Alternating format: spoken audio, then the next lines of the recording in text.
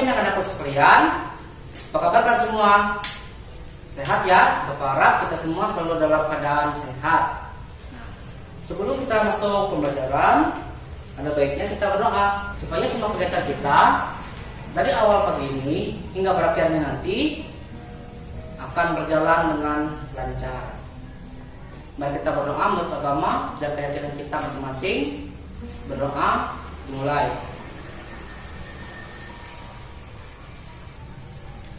Berdoa selesai. Nah, supaya lebih semangat, kita akan menyanyikan sebuah lagu, yaitu lagu nasional. Judulnya Garuda Pancasila.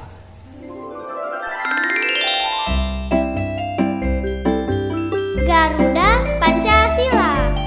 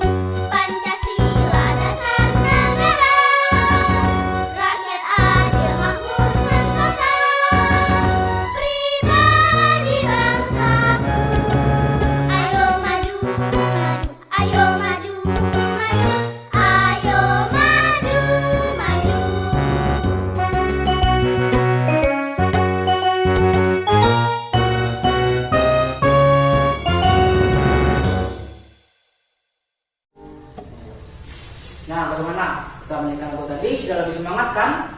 Nah, jadi materi yang akan Bapak bawakan pada hari ini pertama tentang peran Indonesia dalam kerjasama ASEAN di bidang politik.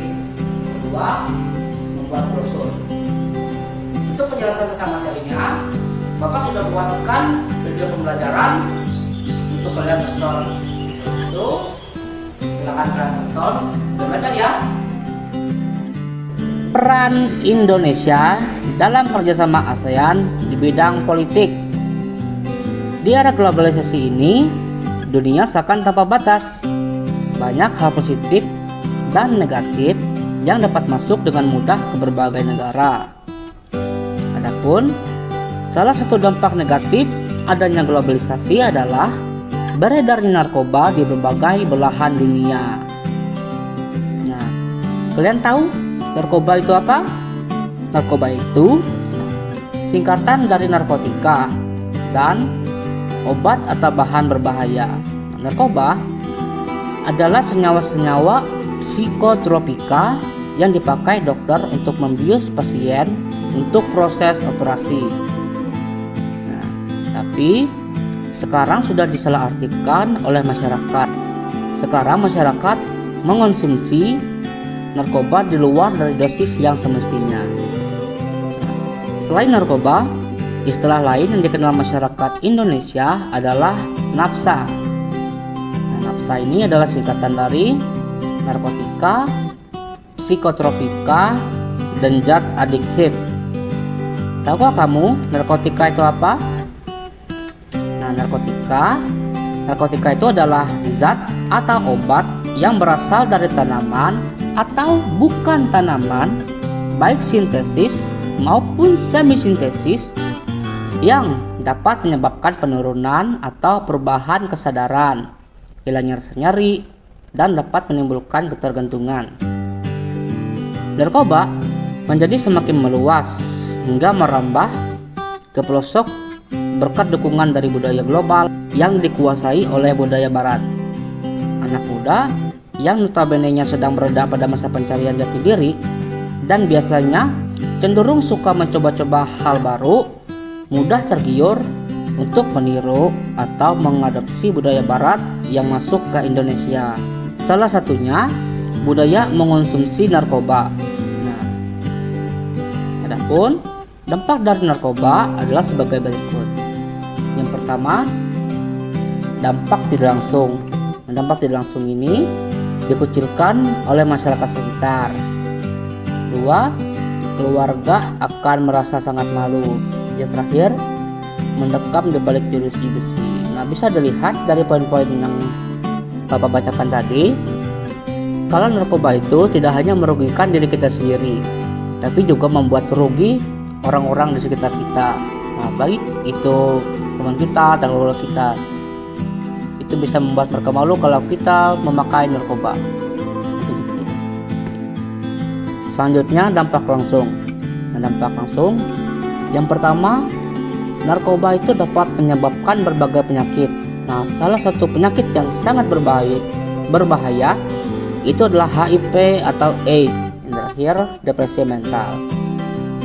Psikotropika itu adalah zat atau obat yang bekerja menurunkan fungsi otak, sehingga psikotropika dapat menimbulkan reaksi berupa halusinasi, ilusi, gangguan cara berpikir, perubahan perasaan yang tiba-tiba, dan menimbulkan rasa kecanduan pada pemakainya. Penyalahgunaan obat-obatan tersebut juga bisa terancam terkena hukuman penjara. Narkoba banyak memberikan dampak negatif, baik bagi pelaku, keluarga, ataupun masyarakat. Oleh karena itu, adanya narkoba harus diwaspadai. Salah satunya dengan melakukan kerjasama dengan negara-negara anggota ASEAN, yaitu dengan mewujudkan masyarakat ASEAN bebas narkoba. Nah, di mana hal ini dilatar belakangi oleh meningkatnya kejahatan narkoba yang mengancam keselamatan, keamanan, dan kesejahteraan masyarakat. Oleh karena itu, Indonesia bekerja sama dengan negara ASEAN untuk menyusun langkah-langkah dalam mencapai ASEAN Drug Free 2015. Adapun yang dilakukan dalam kerjasama tersebut adalah semua negara saling menukar informasi dalam hal rehabilitasi, pencegahan, dan penegakan hukum tentang masalah narkoba. Di zaman globalisasi ini, penyebaran narkoba semakin mengkhawatirkan. Untuk itu, kita harus melakukan pencegahan semaksimal mungkin. Nah, salah satu caranya adalah dengan membuat brosur. Brosur itu adalah suatu media yang digunakan oleh perusahaan atau organisasi tertentu untuk menawarkan suatu produk, layanan, atau program kepada masyarakat umum. Jika hanya terdiri dari satu lembar kertas, brosur hanya dilipat menjadi beberapa bagian tanpa dijilid. Jika terdiri dari 4 atau lebih halaman kertas, brosur harus dijilid, tetapi dengan menggunakan jilid kawat atau benang. Brosur sama halnya seperti poster. Nah, brosur ini berfungsi sebagai media iklan, baik itu iklan komersial ataupun iklan layanan masyarakat. Nah, brosur memiliki ciri-ciri sebagai berikut. Yang pertama, memiliki pesan yang tunggal. Kedua, tujuannya menginformasikan produk kepada masyarakat luas. Tiga, hanya sekali diterbitkan. Yang keempat, dibuat semenarik mungkin agar menarik perhatian publik. Yang terakhir, didistribusikan secara tersendiri oleh pembuat brosur tersebut.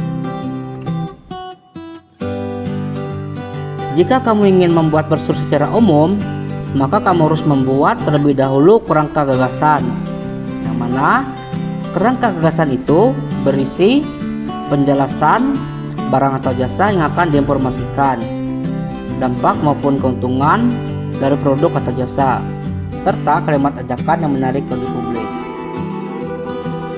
Kerangka gagasan brosur tentang narkoba berisi penjelasan tentang narkoba, dampak penggunaannya, cara pencegahannya, dan kalimat ajakan.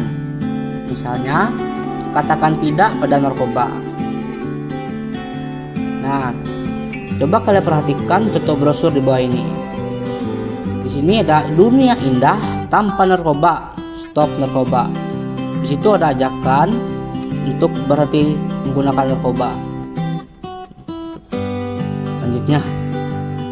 Selanjutnya, wujudkan generasi hebat tanpa narkoba. Nah, di sini juga kalimat ajakan. Jadi si pembuat brosur ini mengajak kita agar kita bisa mewujudkan generasi yang hebat tanpa menggunakan narkoba. Nah, bagaimana kalian? Kalian sudah menonton video tadi kan? Nah, tadi kita sudah belajar tentang peran Indonesia dalam kerjasama ASEAN di bidang politik.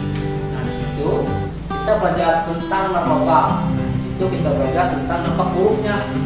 Nah, kita sudah tahu kan kalau narkoba itu tidak baik, bukan hanya merugikan diri kita sendiri, tapi juga merugikan orang-orang di sekitar kita. Selanjutnya kita sudah belajar tentang membuat brosur.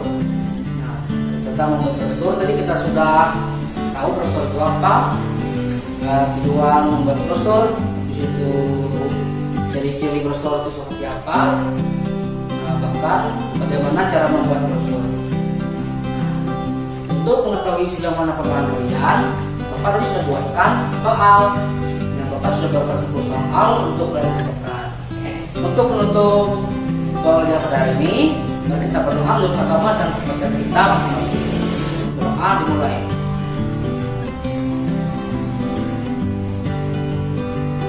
Berdoa selesai. Begitu. Terima kasih karena sudah mengikuti pembelajaran pada hari ini.